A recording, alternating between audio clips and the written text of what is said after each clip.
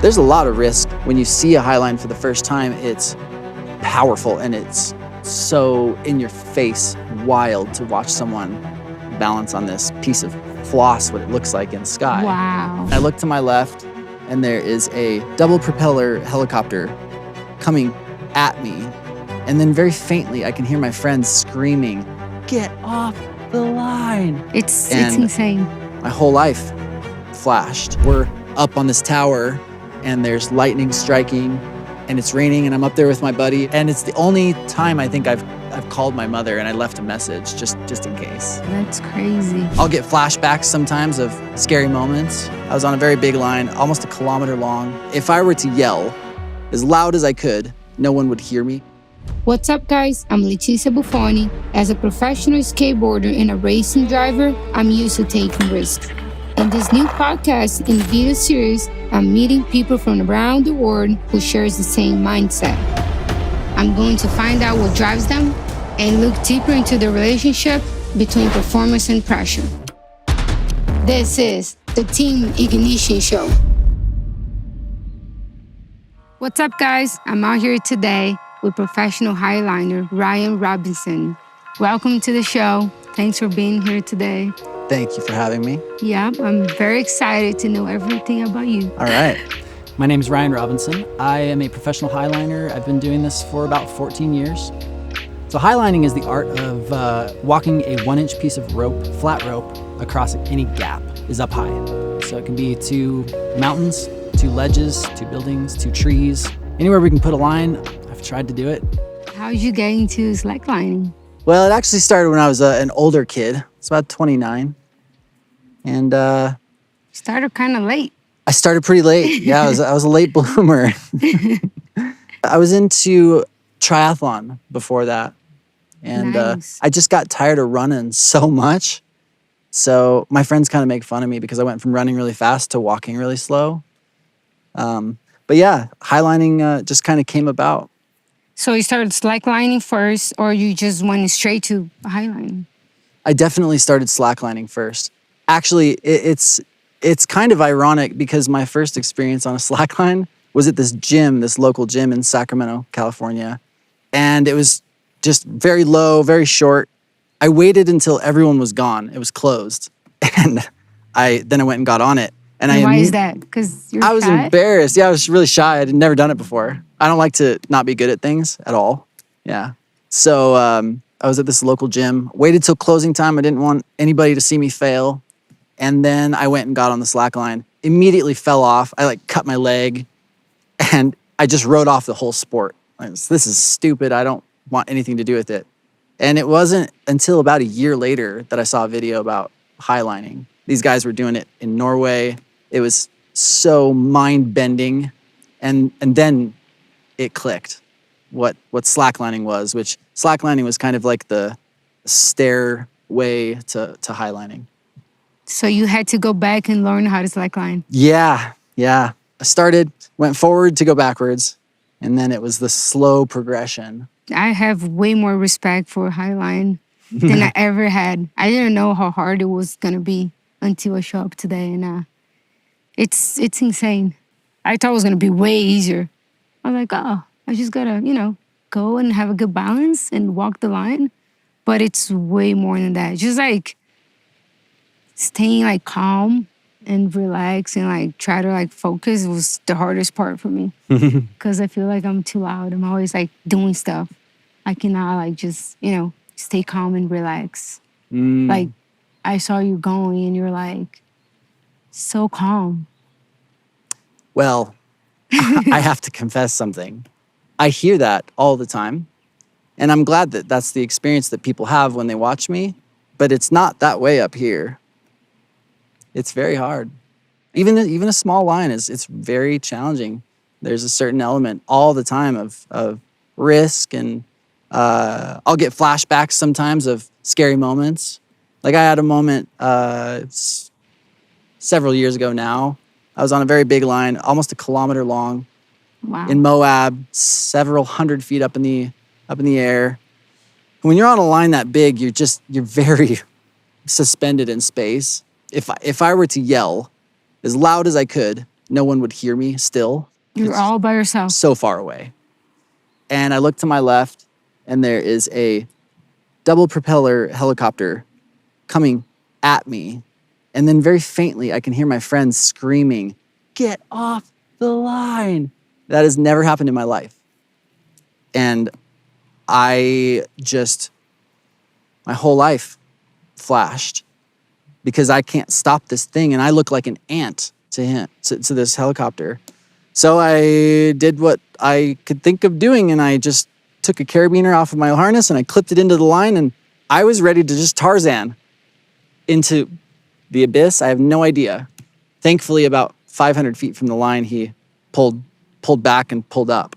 And maybe they just wanted to enjoy the show. I don't know.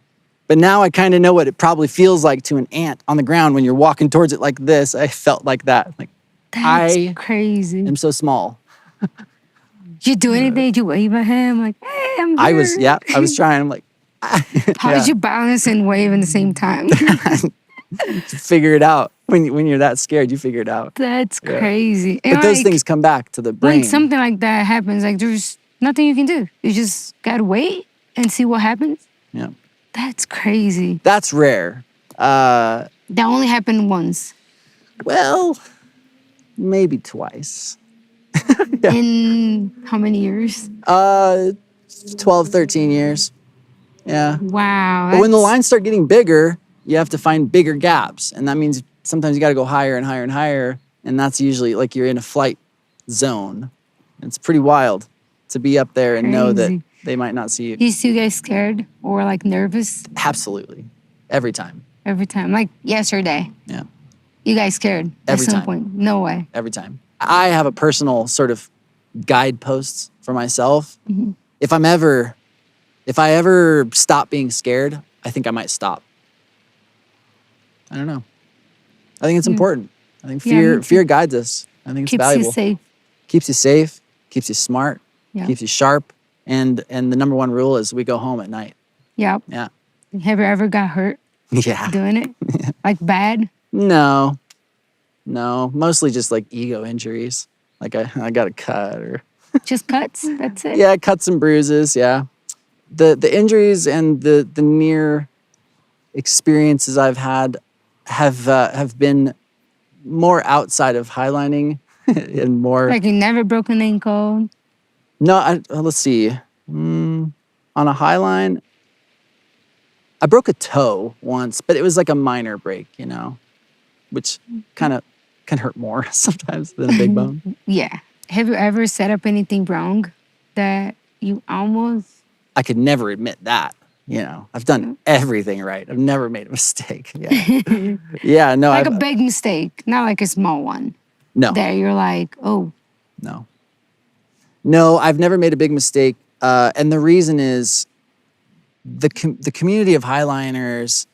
There's a very tight knit community of people that care about each other, and it's more important to be honest and transparent than it is to look like you know what you're doing. So everyone's very good at just saying, "Hey, Helping I each don't know other. what's going on right here," or my intuition is telling me that I want somebody else to look at this, or even like, "Hey guys, I'm so scared right now. Can someone else check me? Yeah. Can you check my harness and make sure I'm tied in right? Because I'm kind of freaking out." but what about if you're like by yourself? Like the guy today, he was by himself, right? Yeah. The guy that was walking today? Yeah, a lot of practice. Yeah, and you do reach a point where that confidence can exist, and that's for everyone to decide for themselves. But that takes a long time, huh? It takes time, and it takes self-awareness enough to understand that you can trust yourself. Yeah. How do you stay calm and relax when you have to, walk a really high line that you've never done it before? It's a hard question to answer because it's different every time. Balance isn't this thing that you achieve.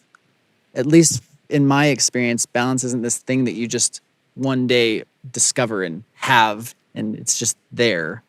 It comes and goes, and it finds you and it leaves you, and every place has a different type of exposure too. So like I was talking about Tasmania, when you hear these noises that scare you or they trigger something inside of you to be fearful, that affects my ability to be calm.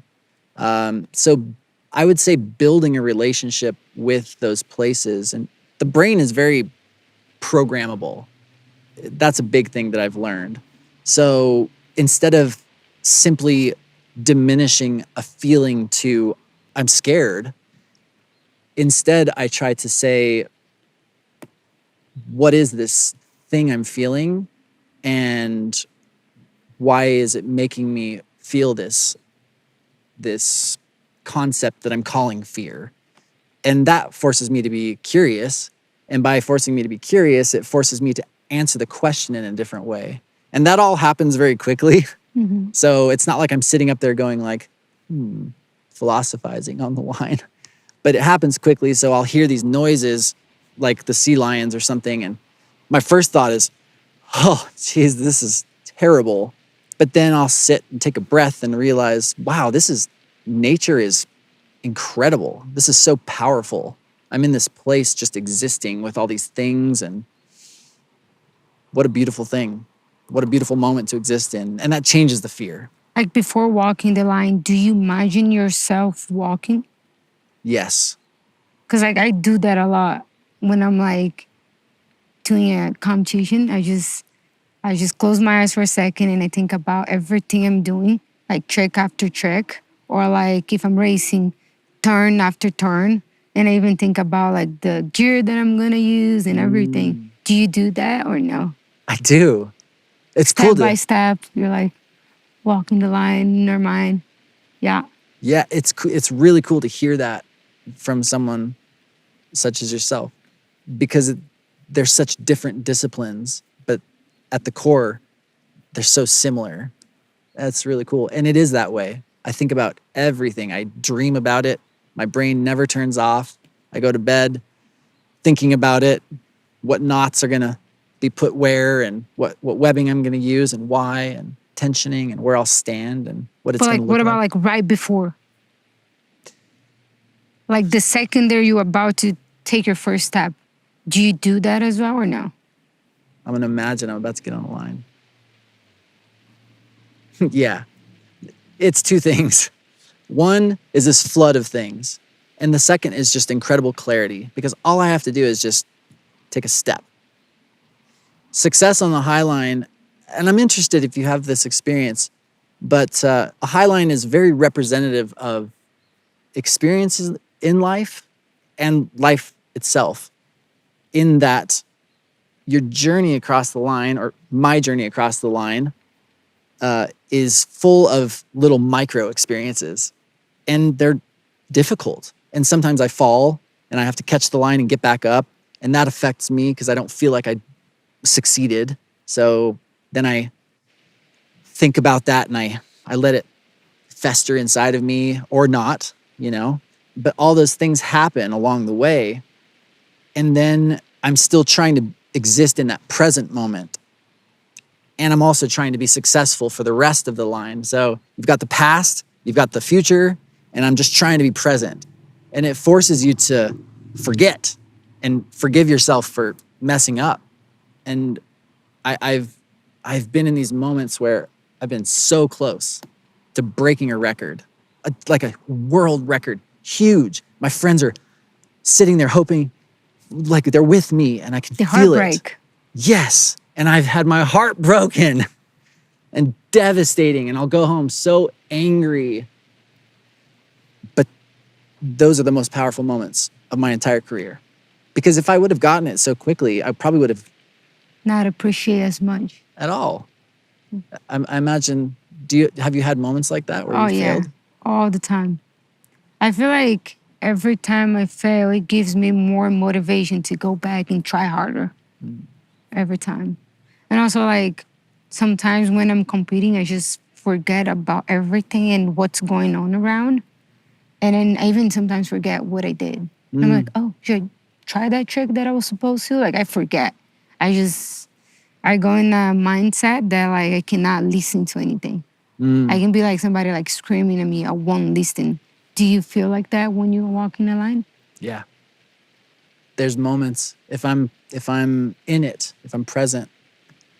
Sometimes I'll get on the line and there will be things going on in my life that have nothing to do with highlining, an argument I had or a relationship that was struggling or something like that. And it affects me.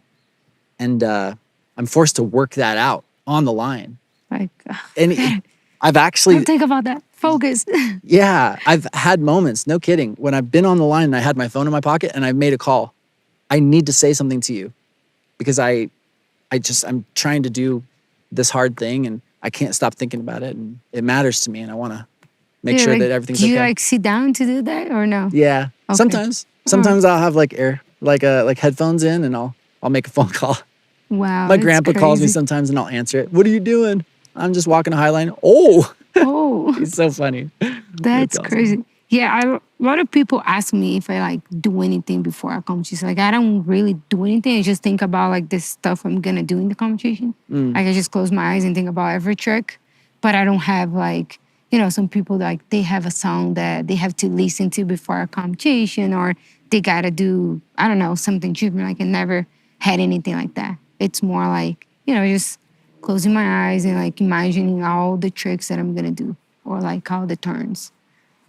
That's cool. I'm very similar that way. I never had maybe almost like a superstition.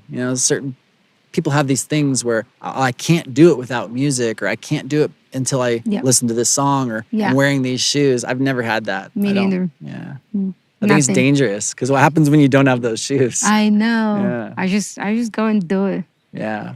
What are the risks of highlining?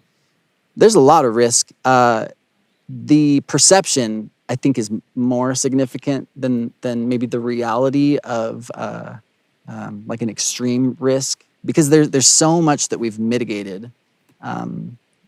It's a conversation I have often, as you can imagine, because when you see a highline for the first time, it's powerful and it's so in your face, wild to watch someone balance on this piece of floss, what it looks like in the sky. But behind that, there's an incredible amount of science. There's an incredible amount of gear and technology and time invested and testing and thought that goes into building that in a way that is very, very, very incredibly safe. So I feel very, very safe up there. What's your favorite location than the Highline? That's the hardest question I'm ever asked. I'm going to go with Brazil. You can say Brazil just because I'm here. I'm being honest. Well, let me say it this way. Brazil. Brazil, that's right. Yes. I love Brazil. I lived in Brazil when I was younger. And so, of course, there's a part of me culturally and my heart, a big part of my heart stays in Brazil. But there are some incredible features in Brazil. Massive, beautiful rocks just jetting out into the skyline. And it's a powerful place. Where in Brazil, though? I'm glad you asked. There's this rock. It's just outside of Rio de Janeiro, Rio de Janeiro. It's called the Finger of God, or for the Brazilians, Dedo de Deus. Dedo de Deus. This baby is big. It's a mile high. And when you look at the feature from a certain angle, it looks like a finger and you can see the three knuckles. And when you're up there, I can confirm, because I've been at the top of the Finger of God during a thunderstorm. Fun little micro story. It's possibly the most or almost the most scared I've ever been. Really? Because of a thunderstorm and then lightning started coming and we're up on this tower and there's lightning striking and it's raining and I'm up there with my buddy and we're hugging. And it's the only time I think I've called my mother and I left a message just in case. Thankfully, we got home.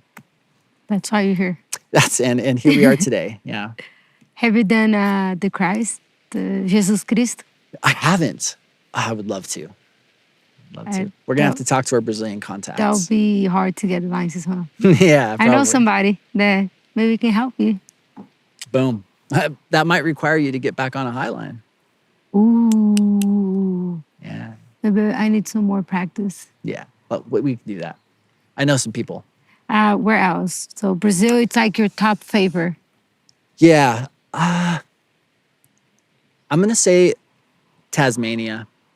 Tasmania was so incredible, and it stands at the top of the list too for a few reasons. One of which is it was a very career defining moment and place for me. I was just a broke, very excited highliner getting into this thing I loved, and I had this opportunity to go to Tasmania, and I was there with this National Geographic photographer, Crystal Wright, and she had this concept to get this photo, and just it's called the chasm, and it's just this massive literal chasm, and it's organized on the top of this place that is these are the tallest sea cliffs in the southern hemisphere. It's 1,000 feet directly down to the water. Wow. And it's just so heavy, and it was freezing cold, and it was raining, and the shot was this concept where I would take my shirt off, and so I was freezing and I had to face her, and I was suspended in this moment 1,000 feet up off the ocean, and I could hear these angry seals and sea lions like barking and screaming, and it sounded like screaming children. It was so scary, and it was also just incredible. So that memory lives in my head for sure. Very different than what is this Highline about, you know, because you like quiet place and Yeah. calm, quiet. That's Yeah. cool. How do you look for like new locations? Do you go on like Go or you watch videos? Like when Yeah. we want to find like a new skate spot, we just watch skate videos. Like how do you find new locations? Yeah, similarly. It's kind of cool now that I've been doing it for a while, and more people follow my journey. Oftentimes I'm introduced to places. People will send me a message and say, this might be a cool place, or this might be a cool place. In fact, that's how I found daredevils. I saw this picture that this girl had posted. She was there with, I think, with her boyfriend or something. And I messaged her, where is this? And she told me. And then I got in contact with my Brazilian friends, and then it happened. So Wow. yeah, it's very cool to have those resources. That's amazing. You have many records. Which one you're more proud of? Ooh. You can say more than one. I think the most proud record I have is I had the opportunity to establish the first line across 2 bridges in the town that I was raised in. And it was cool because it was so the original bridge was erected in 1919, and then we did this project as a celebration, a 100-year celebration. So it was in 2019, and the line ended up being bridge to bridge, and it was 1,919 feet long. Oh, wow. Yeah. So I got to do that, and I did it. What city was it? It's called Folsom, California. Folsom, California. Yeah. And it was amazing. I got to walk this line in front of the community that raised me. Oh, you guys like promoting and everyone show up? Yeah. Did you do it first try? I walked it first try. You walk back too or no? No. Just one drag? I was too excited. I got to the end, and then they wanted to do interviews and talk and cheer and celebrate. And it was cool because there were 3 bridges. There was the main big bridge here. There was the one bridge here that's the old original bridge, and it's called the Rainbow Bridge. Mm-hmm. And then there's a walking bridge. And we rigged to the walking bridge and the main bridge. So the line actually went over the Rainbow Bridge. It's kind of cool, over the rainbow. And they closed down the bridge so that all of the people in the city could come stand on the bridge.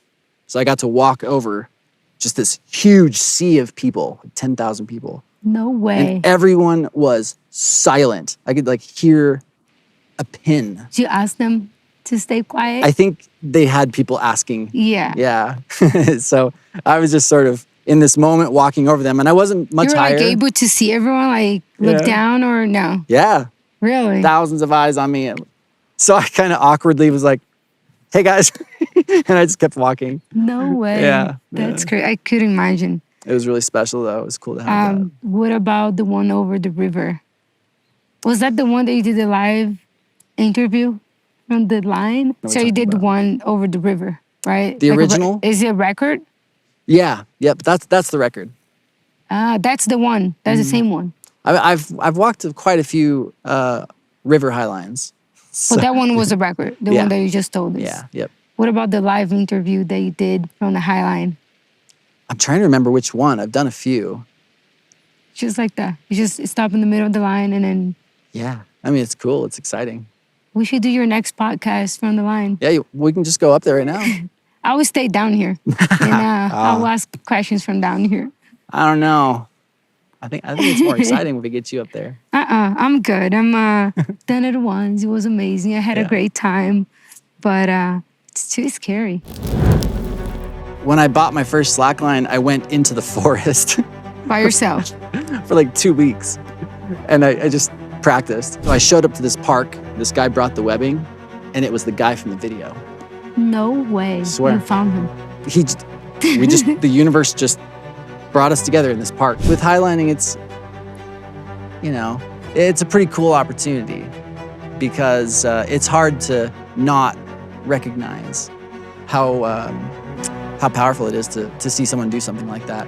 And that's how I was inspired, and it motivated me to change my entire life. It's pretty scary the first time you look at this little knot and you think, okay, you're supposed to save my life.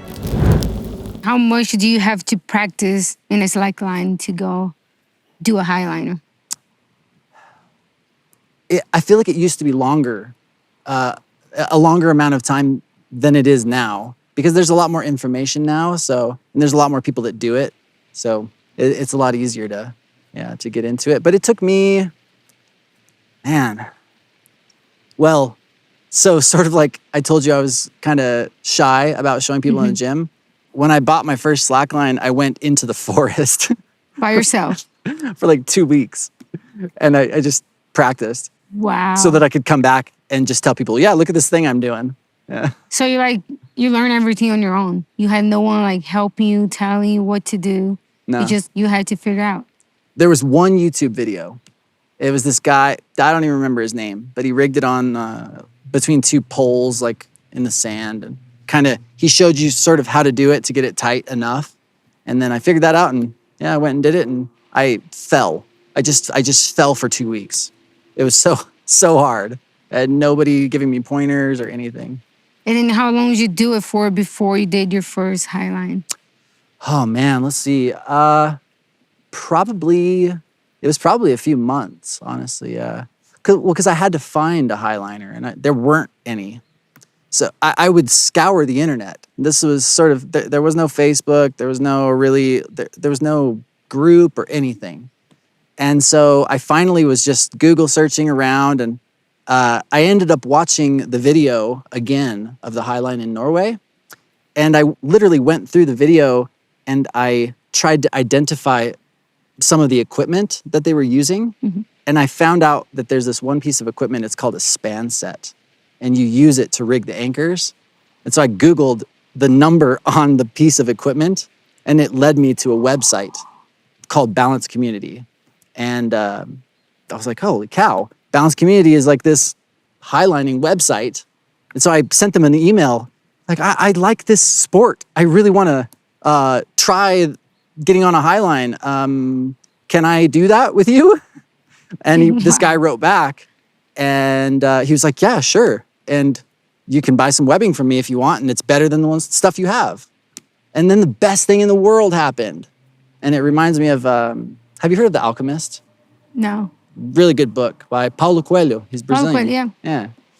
But he says something along the lines of, when you decide what you want, the world conspires with you to help you achieve it. Yeah. And so I showed up to this park. This guy brought the webbing, and it was the guy from the video. No way. Swear. You found him. The universe just brought us together in this park. And that's how you start doing it with him? So the first slackliner I met was a world record holder. Wow, Jerry that's Mashesky crazy. was his name. Hi, Jerry. He's a good dude. One of my best friends. Is it easier nowadays to find it? Because if it wasn't like this, I don't think I would ever even be able to try it, because I don't know anybody that does it, you know? Yeah. It's so much easier. There's a lot. You just go on Google. Yeah. And then you can find it, or Yelp. Yeah, we have TikTok. You can just go on TikTok and type in slackline, and you can find a city where there are people doing it. It's awesome. But like, you got to meet up with a group, right? You cannot just, I don't know, hire somebody like if you want to try for the first time. Yeah, it is very much a mentorship sport in the sense that you'll find yourself in a much better position to improve quickly if you have someone there that knows what they're doing, that can mentor you through the process. And especially when you start getting into highlining, when it gets a lot more technical and a lot more risk is involved, and understanding what equipment to use and how to rig an anchor and all those things. So it certainly helps. Yeah. And how long it took you to get good? Well, after your first, it depends on your definition of good. Like good, like, I don't know, until you did your first competition. Yeah. Like became pro. Like, how do you become pro? Yeah. Well, all these very good questions. Yeah. I would say it probably took me at least 6 months before I was actually able to get on a line and call myself a highliner. And that was very, very humbly speaking. And at that point in the sport, it was still very new. We were still experimenting what equipment even was the best stuff to use. We didn't really know. To put it in perspective, the world record at the time that I started was 370 feet. And the world record now is like, I don't know, I think it's like 2.4 miles long. Literally, it's like thousands and thousands and thousands of feet. Wow, that's crazy. So it's improved dramatically, and the experience has improved too, and it's a lot more streamlined now. Like when did you know you wanted to be, I don't know, professional highliner? Or it just happened? Since I was a kid. Really? Since I was a kid, I knew that, I don't know, there was a path for me that would, be incredible. I wanted to be an astronaut first. So I started there. I'm getting closer. Yeah. Every high line is higher and higher. I need a rocket. Elon, do you want to? I'm here. Yeah, hit me up. Yeah, but I think getting anywhere you want to go requires a vehicle. And then it requires a first vehicle and a second vehicle and a third vehicle. I'm sure you have experience with that. Yeah. Yeah. Do you guys have like competitions or? Yeah. Yeah. How it's a competition? Any sport has an intensity level or like a direction where people try to push a section of it or push an avenue of the sport.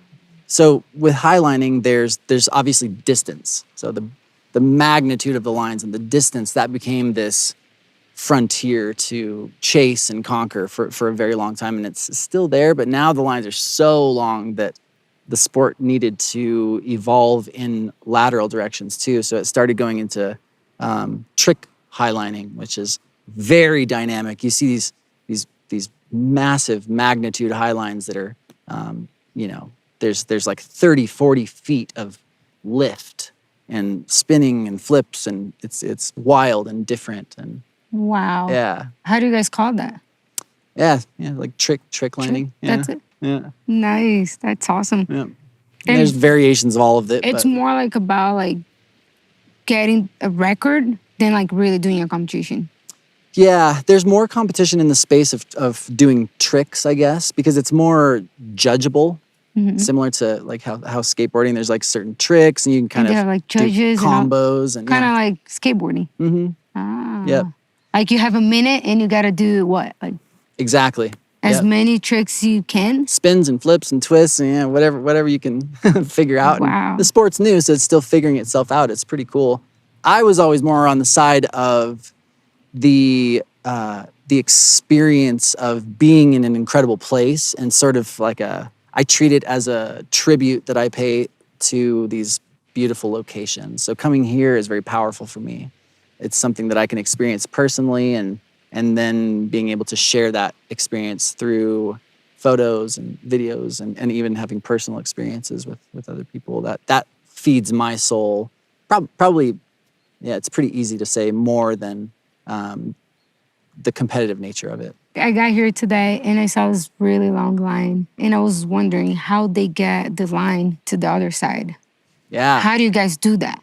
Well, I'll answer that by asking you what you think, like Well, at a I basic heard a level. guy at the restaurant saying that they had a gun. Mm. They shot it, and I was like, "What?" We used to do that, yeah, more than we Really? do now. So originally we would just hike it across, but some of the gaps have big trees or But how do you valleys. you gotta hold the line and hike all the way? Yeah. So in the beginning, what we do is we will take a very thin line. We call it like a leader line. So we lead with that line. We'll pull that Holding it. across. Think about like paracord. You know what that is? Yeah. So you can take paracord and run that all the way across the gap. And then Holding once the that's line. across, And then once that's across, then you pull the webbing across. And the webbing is actually pretty delicate. You don't want to like run it through rocks and stuff. So we try to do that in the sky. And then that's how you get the webbing across. And you gotta know how to climb too. It helps. Yeah. Yeah. It's a lot of work that goes around highlining Yeah. that I just never thought about it. Lots of skills. Yeah. Anything from, we've done it all. Kayaking to get across, a canyon with the line to, and sometimes you can't fly drones like in national parks. So, well, I'll back up and say nowadays with modern technology, drones are a big part of how we get lines across. We'll put fishing line on them and get the line across. And that makes it so easy. Yeah. It's just changed the whole sport. That's cool. Yeah. That's how they did it today. Yeah. What about the gun? Yeah. Yeah. You can make like a potato gun and just like bang it across. It's pretty cool. It's more fun for sure.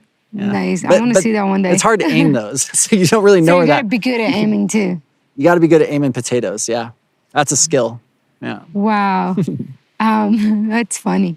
Because I never thought about it until like today. Because like this one, it was kind of short. So I was like, yeah, this one was easy. But then when I saw the long one, I was like, wait a second, how'd they do that? Yeah. That's insane. A lot of highlining nowadays has actually become more of a payoff for all the hard work that you have to do to get it up. Yeah. So it will like. All you need is a drone now. Yeah. It's Exactly. Yeah. It's easy. You got to do the climb, you got to do the kayaking, you got to do the hiking. Sometimes it's hours or days to hike into a place to even get to the base of the mountain. And then you got to climb the mountain, get to the top, and then you rig your highline. And really the highline is just, it's the payoff. This is what we came here for. And then you enjoy it. It's hard and scary and all those things, but that's the gift.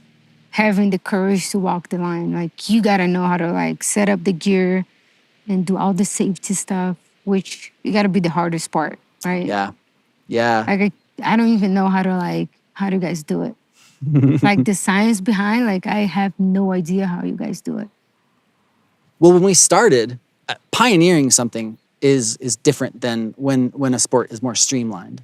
And every sport goes through those kind of growing pains. Being a part of the pioneering process is very different than being a part of it when it's more streamlined. And when we started highlining, it was very unknown.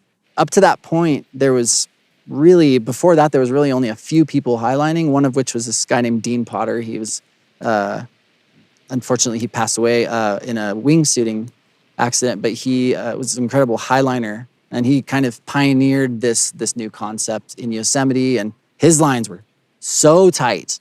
Like he actually hiked a winch, this like how you pull a car out of the mud, and they would tension it to just ridiculous tensions, and he would walk those, and it just would not even bend, just like a wire. And that's how I had my slackline at home. Yeah, exactly. It was just easier for me. Yeah. Yep. Wow. And that's how we kind of thought it was supposed to be in the beginning. So we would try to tension the shit out of these lines, but they started getting so much longer that inevitably they started to bend and bend and bend.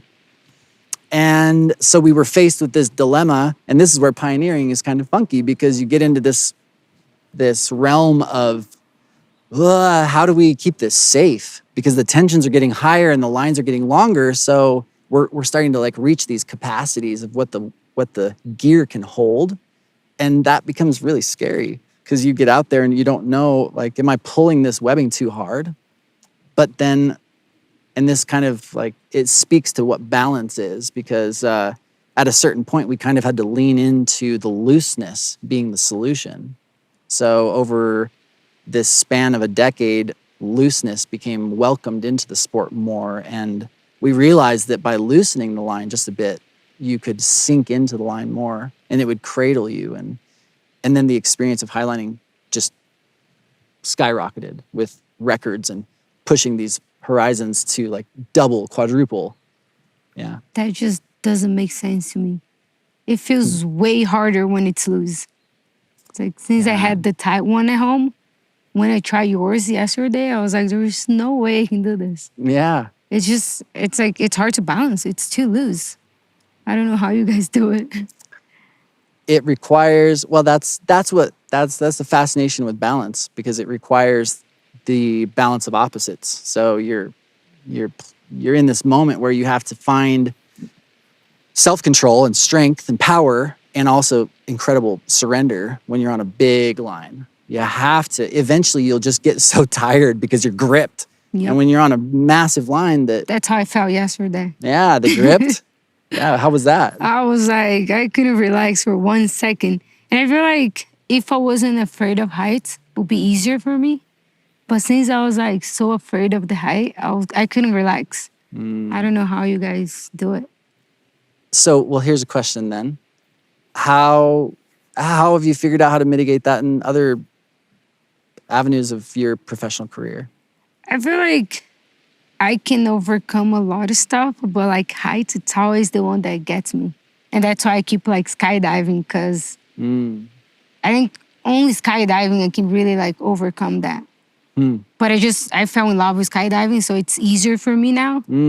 But once I first started, it was like every time I would get on the plane, it was like overcoming my fear. But when I do something different like this, it's hard. So for me, I'm curious from like my experience to, and then looking into yours from like a competitive perspective. You're placed in these moments where time stops, you're on, lights are on you, everything is just in this moment suspended. That's fear for a lot of people, myself included. So how do you find space within that to perform at a very high level successfully? I feel like I'm used to it because I've been doing my whole life. My first competition, I was 11, so I've been doing my whole life. So I'm just used to being on the spotlight. And I feel like sometimes I still get really nervous when I do any type of competition. Like, if I tell you that I'm okay doing it, that I'm not nervous, I'll be lying. But I can just handle. I don't know how. I'm used to it. It makes sense. Yeah. Do you think it was easier as a kid? It was definitely easier when I was younger because I was not really thinking about it. And there was not, there was no pressure. At first I was just doing for fun. Yeah. Until I got into professional skating, into like international competitions, and then it was getting more serious and serious. And I got used to it. But I still get nervous. Yeah. I've experienced it with highlining this professional realm and that shift. And it's interesting. How do you find your joy while also, I guess, sharing it with professionalism? I find my joy when I do something new, and or when I do good in a competition. I'm always like competing with my friends on everything I do. So I'm a very competitive person. So every time I'm competing, even though it's something like new that I'm learning, I just love learning new stuff. And that's why I'm always like trying new stuff, because I just love learning, and then I just love learning new experience. And like yesterday, like I never thought in my life I would do a highline ever. And I was like, why not? Try it. I'm glad you did. Me too. It's pretty cool to witness. It was, I was very scared at first until I won my first time. And then I was like, okay, I can trust the gear. The gear trust, it's a very real one. Probably more than most sports, I imagine. Yeah. Because you don't have anything to hold on to other than this piece of rope that's just placed there by someone that you just met. I mean, I knew you've been doing this for a long time and you're gonna keep me safe. That's why I tried. Yeah. But I'll never do it by myself, come here and or with somebody that it's not a professional. Yeah. Somebody that just do it for fun. I don't think I'll ever do it. You don't do it for fun, right? You do it Nah. for reason. Okay, good. Yeah, I only do it for the clout. I only do it for fun, and it's been a challenge to share that with a professional aspect of it, and it changes. I don't know about it. I'm actually curious about your experience, but in my experience, it becoming a professional in it shifted the dynamics of relationships. It shifted the dynamics of expectation, and that's been interesting to mitigate from a perspective of this sport that kind of found me in a moment of my life where I just really wanted to do it for nothing more than the pure joy of it. But you still have like sponsors and you do competition. Yeah. Like you can make a living of it. Yeah. That's cool. Yeah. I think it's just a balance of understanding how much to give to those sponsorships and those opportunities that come in the form of like being paid to do something, and then balancing it with, okay, this one's for me. Yeah. So like you guys get paid to do like to break records or no? Or like to do competition or? We live in a cool world where if you decide you want to do that, you can probably figure it out.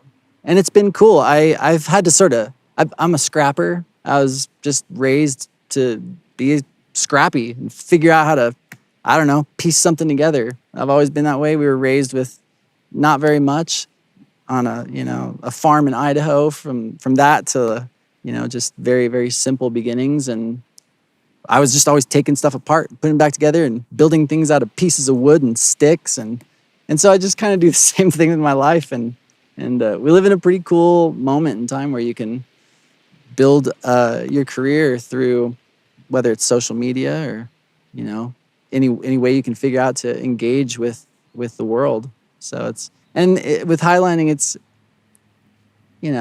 it's a pretty cool opportunity because it's hard to not recognize how powerful it is to see someone do something like that.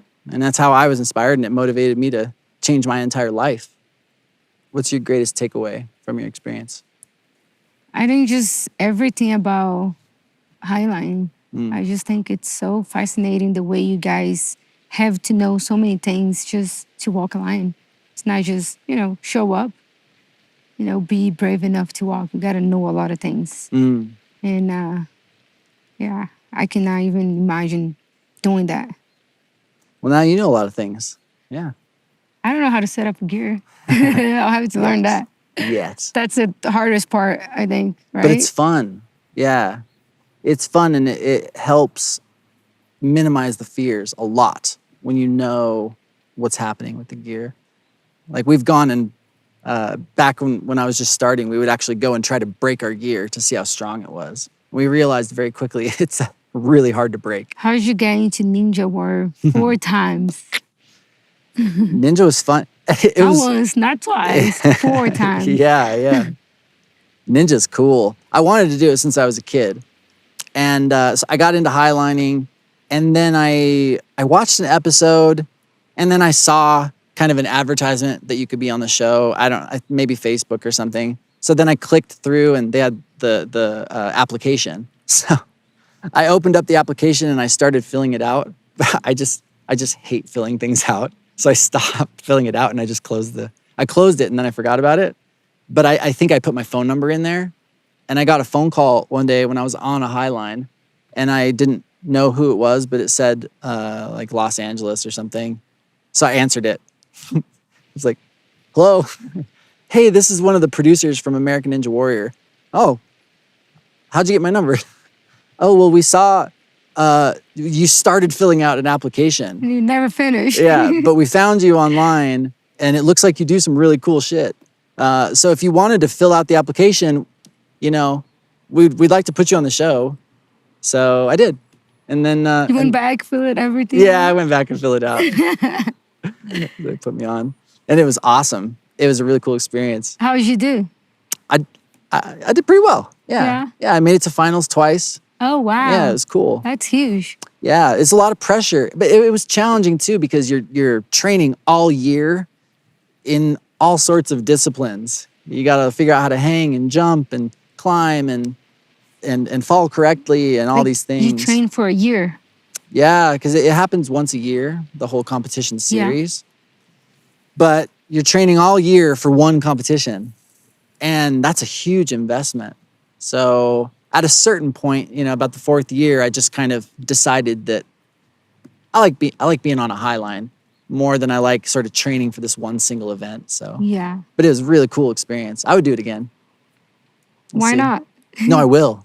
Yeah, for sure. Yeah. Oh, why not? Yeah, I don't know. Why not? You just gotta start training. Like if you want to do another one, you gotta start training. And then is there like competition before the official competition or no? No. Well, yeah. Like so they phases have, that you gotta like pass. Yeah. So there's cities. They have different cities all over the country, and then if you do well enough, they'll put you to finals in Vegas. Yeah. But you gotta go to different cities. Well, the first thing you got to do is fill out the application. So if I do that, I might get back on. Yeah. Oh, you've been 4 times. I'm sure they invite you again. Yeah. That's we'll see. crazy. You got to make a video too. So I gotta do something cool. Like what? I got to learn new stunts. Yeah, I don't know. Maybe I'll walk a bigger Highline. Yeah. Like a new record. Maybe and I'll take up. you can get a new record. Yeah. That'd be cool. I'll take up skateboarding. Yeah. You can teach me some cool tricks. Done. Do it. Easy. There we go. Do you have any other like records coming up anytime soon that you can talk about? That you want to tell us? We won't tell anyone. I promise. Yeah, you beat me to it. I have a couple unfortunately I can't say anything about that are very exciting. Yeah, and they're really cool. It's never been done before. It's gonna be the first time. Yeah, but it takes a lot of planning, especially when they're in urban environments. It's much different. You got to get a lot of permission, which isn't something I love. I prefer to be illegal. Yeah, well, not illegal. I would never do something illegal. Yeah, right. Have you ever gotten in trouble from like setting up a Highline in a, I don't know, illegal place or something? You can say it. Yes. So many times. Really? Yeah. Well, Go to jail at all? No, not. No. Not too bad then. Nothing too bad. Nothing too. When highlining was newer, nobody understood it, so it was a lot easier to get in trouble because people just look up and they see this, kid on a rope between buildings. Like, what are you doing? You can't do that. So they call the police, and we've had people call the police and say all sorts of things because people just come up with this stuff. There's a guy out there trying to hurt himself. And then the cops show up and we're like, why would we go to this length to hurt ourselves? We're trying to walk on it. So we've gotten shut down a lot of times. Like we needed a permit for this place? Yeah. I mean, it depends. So what we've learned over the years is to be smarter and try to be more organized so that future generations don't face the same kind of, that we don't want to create problems for people that come after us. And so we're a lot more responsible now. So they have maps where you can see who owns land, and the days of doing it kind of that rogue style are gone. Especially when you get into the professional realm, there's a lot more responsibility that has to be taken. So, but there are tons of locations. There's land in the United States called BLM land. It's basically the Bureau of Land Management. They manage badlands or anything that's like not a national park, but still has features and land and stuff like this. So those locations, it's kind of a free-for-all. You can go out and camp as long as you want and climb and highline. And so we spend a lot of time in those types of areas. For like somebody that never done it before, what's like the first step? Fill out the application. Yeah. Oh, wait, not to get a permit. to get on a... To get on a Slackline. Yeah, not just on a Slackline, but on a Highline. On a Highline. Buy a Slackline first. Yeah, the first step. Is there like places you can go, like gyms? Yeah. You can go and like learn? Mm-hmm. Yeah, I would say the first step is one of two things. One, go buy a Slackline and figure it out. It's fun. it's Watch not videos. Yeah, it's not for everyone maybe to do it that way. But if you didn't want to do that, or maybe you didn't have the resources to do that for whatever reason, there's so many online resources now. So you can go on Instagram, and people send me messages all the time, and I'll go out to a park with all my equipment and I'll just rig everything I have just to go share the experience. I love it. That's cool. Uh-oh, now I'm going to get... I know everyone's going to hit him up. Hey, Ryan. Hey, let's do it. I'll can go. you teach me how to slackline? Done. That's the first step. Yeah. Then go from a slackline to a highline. How do you do that transition? Well, that's meet somebody like you. Yeah. The next step for highlining is you find a mentor and study a lot. But finding a mentor is important because they can guide you to the right resources, and then learning the science and one of the things that one of the points I drive home to people that changes the entire experience is the opposite of fear is curiosity. So be curious about what the equipment is, what it's made out of, how they weave the ropes, and what's inside the rope, and how does it break, and what are the weak points and what are the strong points, and all of those things. And it's very interesting. And I think people can find interest in anything if it's something that is also going to be a vehicle for you to do something cool.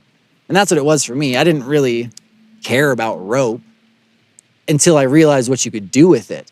And just knowing rope and knowing knots, it changed my life. Knots, yes. Yeah. I don't know how you guys do it. Yeah. Like you just trust in a little knot. Yeah. I was freaking out. I was like, there's no way I'm going to trust my life with this little rope. Yeah. Well, you got to trust it. The science of knots. When I started highlining, I had quit my career job. I just didn't like it. I just didn't want to do it. And I just wanted to live a more exciting life. But I did need to make some money. I moved to Utah. I was working at this call center. It sucked. But while I was on the phone, I had a piece of rope and I had a little app on my phone. So I would be talking to people and I would just be tying all my knots, and I would tie them hundreds and hundreds of times. So to this day, I can just tie all these knots in my sleep. And wow. It's awesome. That's crazy. You know you're safe. And then you come out here and you put those knots to the test. And over the course of years, you learn to trust those knots. And it's pretty scary the first time. You look at this little knot and you think, okay, you're supposed to save my life. That was me yesterday. I don't know about that. Yeah. I was like, can I really trust it? Yeah. But I'll never try anything like that without the top rope. Yeah, we need some rope. Do we have any rope? No. I can show you a couple of my favorite knots. I want to learn. Yeah. What's next for you? Next is, I think I'm going to spend some time in Hawaii. Hawaii? That's nice. There's some cool spots there I want to check out. Or like video project, or just for training, fun? All of the above. Yeah. The nice thing about it is highlining is training. Training is highlining. It's all one. And fun. Yeah, and fun. Exactly. All in ones. Yep. Cool. All right, that was awesome. Thank you so much for telling me everything about your life and teaching me a lot of stuff today. It was great. Thanks for putting so much effort into it. I could tell you were trying hard, and that matters. And you had a few failures, and you had some huge successes. So, fist bumps. Thank you. Thank you. Next time on the Team Ignition Show. Drifting is controlled chaos. No room for error. Can't lose focus for 1 second because everything happens super fast. Oh my gosh, this crashed.